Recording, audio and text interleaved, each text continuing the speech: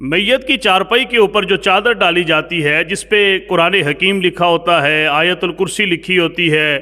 مختلف قسم کی صورتیں وہاں پہ لکھی ہوتی ہیں، آیات لکھی ہوتی ہیں، یہ کسی عالم دین سے آپ نے پوچھا ہے یہ شرعی طور پہ اس کا ڈالنا جائز ہے؟ کسی انسان کو عزت دینے کے لیے، کسی کو محترم ثابت کرنے کے لیے آپ قرآن حکیم کی بے حرمتی کر رہے ہوتے ہیں۔ ایسے لوگ بھی ہوتے ہیں کہ جنہوں نے ساری زندگی قرآن کریم کو تلاوت کرنے کی سعادت اللہ نے ان کو نہیں عطا فرمائی، ساری زندگی وہ قرآن کریم کو ہاتھ نہیں لگاتے، لیکن مرنے کے بعد ہم ان کی چارپائی کے اوپر قرآن حکیم کی لکھائی والی چادر ڈال کے یہ بتانا چاہتے ہیں کہ اس قرآن کی وجہ سے اس انسان کو بڑا اجر و ثواب بھی ملے گا اور اللہ اس سے عذاب کو دور کرے گا۔ بالکل ایسی بات نہیں ہے، یہ شرعی طور پر جائز نہیں ہے، یہ قرآن حکیم کی بے حرمتی ہے۔ اللہ کے لکھے ہوئے کلام کو جو ہے وہ اس طریقہ کے ساتھ میت کی چارپائی کے اوپر ڈالنا کہ بعد میں جب تدفین ہو رہی ہوتی ہے اس چادر کو لپیٹ کے کوئی ادھر پھینک رہا ہوتا ہے، کوئی ادھر پھینک رہا ہوتا ہے۔ خدا کے بندو، یہ قرآن حکیم ہے، قرآن حکیم کا تقدس، قرآن حکیم کا احترام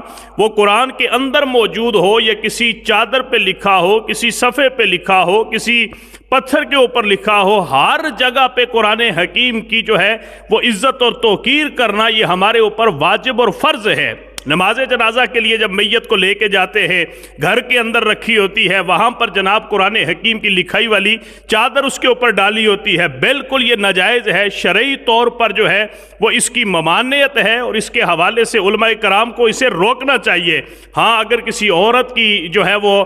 میت ہے، کسی عورت کا جو ہے وہ نماز جنازہ ادا کرنے کے لیے لے کے جاتے ہیں تو اس کے اوپر آپ سادی چادر جو ہے وہ ڈال سکتے ہیں، پردے کے لیے آپ ڈال سکتے ہیں۔ یہاں پر ایک بات میں عرض کر دینا چاہتا ہوں کہ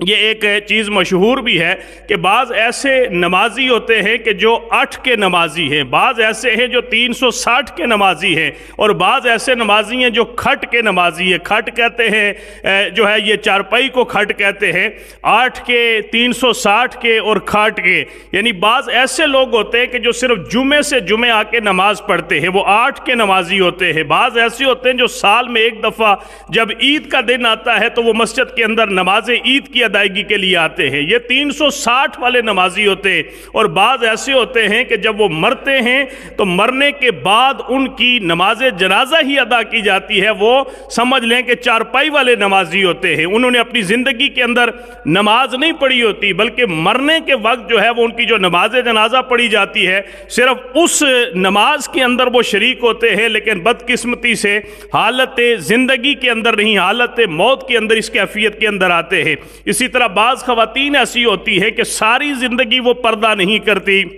غیر محرم مردوں کے ساتھ گھل مل کے رہتی ہے، محلے کے اندر جو ہے وہ ہر کسی کے ساتھ سلام دعا ان کی ہوتی ہے، مارکیٹوں کے اندر وہ جاتی ہے، لیکن مرنے کے بعد ہم کہتے ہیں جی عورت کا منہ دیکھنا جائز نہیں ہے، عورت کا پردہ بڑا ضروری ہے۔ یہ پردے کے احکام زندگی کے اندر زیادہ ہے، زندگی کے اندر ان کے اوپر زیادہ پہرہ داری کرنی چاہیے، مرنے کے بعد بھی اس چیز کا اہتمام کرنا چاہیے، لیکن عورت کو اس بات کا علم ہونا چاہیے کہ زندہ انسان کا پردہ، یہ زندہ عورت کا پردہ کرنا، یہ مری ہوئی عورت کی بنسبت زیادہ اجر و ثواب والا کام بھی ہے، اور اس کی وجہ سے اللہ قیامت کے دن اسے اجر و ثواب بھی عطا فرمائے گا۔ اگر بے پردگی کرتی ہے تو قیامت کے دن اس کی پکڑ ہوگی۔ لہٰذا مرنے کے بعد جو قرآن ساری زندگی نہیں پڑھتا، اس کی چارپائی کے اوپر جناب لکھی ہوئی قرآن کی جو آیات والی چادر ڈال دی جاتی ہے۔ اس مرنے والے کو اس سے جی پتہ نہیں کس نقطۂ نظر کی وجہ سے وہ ڈالی جاتی ہے، ثواب سمجھ کے ڈالی جاتی ہے، اس سے عذاب کو اٹھا دیا جائے گا اس وجہ سے ڈالی جاتی ہے، یا صرف بے حرمتی کرنے کے لیے اس چادر کو ڈالا جاتا ہے، یہ بالکل بھی غیر شرعی عمل ہے۔ اس سے رکنا چاہیے اور جہاں تک ممکن ہو سکے اس کے اندر جو ہے وہ رکاوٹ بننی چاہیے۔